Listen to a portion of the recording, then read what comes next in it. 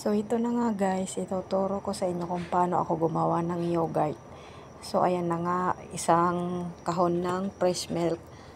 Ano siya, iinitin ko siya, hindi siya totaling pakulo. Iinitin ko lang siya ng 190 Fahrenheit.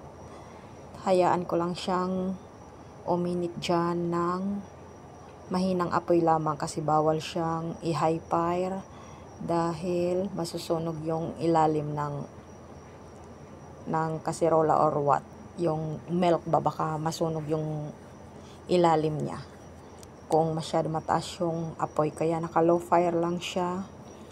Tapos pag nag 150 Fahrenheit na siya, umpisahan ko na siyang halo-haloin para hindi siya maano yung sa ilalim ng gatas niya, hindi mabuo-buo. Iniinit ko siya dyan ng mga 40 minutes na pakukuluan ko siya, hindi pala pakukuluan, iwa-warm kasi hindi siya talaga totaling kumulo.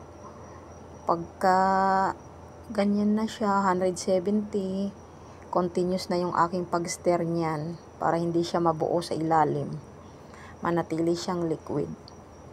So ayan, ganyan lang siya ng 40 minutes. Hintayin kong mag 190 Fahrenheit siya. Tapos, pag nag 190 na siya, i-off ko na yung electric stove at hihintayin ko naman siyang mag-cool down. I-wait ko siya until 110 Fahrenheit. So, ayan ang buhay ko dito sa aking amo ngayon, sa bago kong amo na matanda. Mahilig siyang kumain ng yogurt.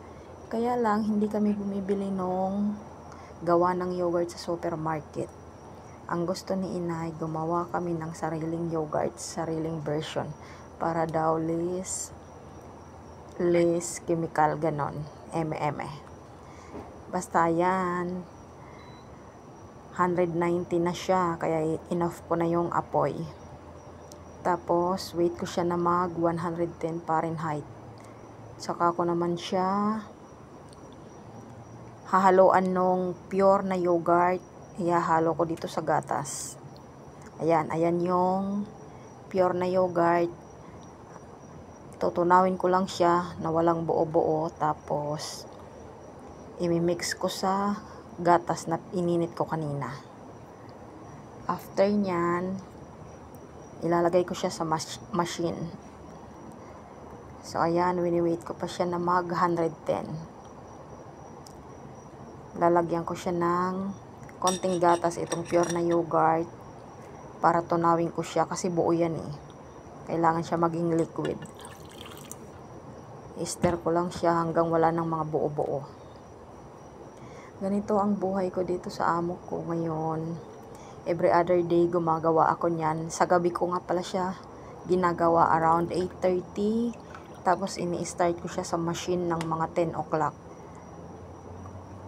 Kinabukasan ko na siya babalikan kasi bahala na yung machine na gumawa sa kanya.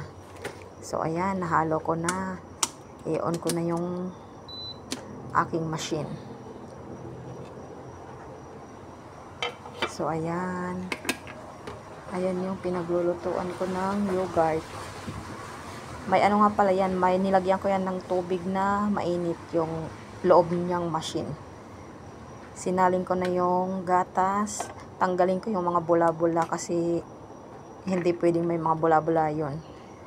So ayan, nalagay na yung milk. Iluluto na siya dyan ng 10 hours. Nag-start ako dyan ng 10 o'clock ng gabi. Matatapos yan bukas ng kinaumagahan na, alas 8 ng umaga, tapos na yan ang 10 hours niya.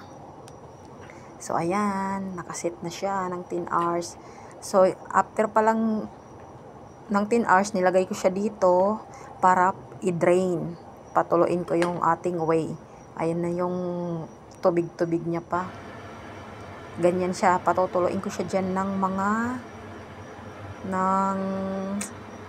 7 hours na patutuloyin doon. Tapos, ilalagay ko siya doon sa garapon. Ayan na yung garapon na pink. Tapos, imimix ko na siya sa prutas. Strawberry nga pala yung gagawin ko ngayon. So, ayan na. Ibiblend ko lang siya. Lagyan ko siya ng honey, lemon juice, cinnamon, at saka asin. Tapos, ibiblend. So, ayan na. Ang na-blend na yogurt. Ilagay ko na siya sa mga garapon niya. Kasi yung ginawa ko ng ilang oras, limang garapon lang yung nagawan. Isang garapon, isang kain. So, that's it.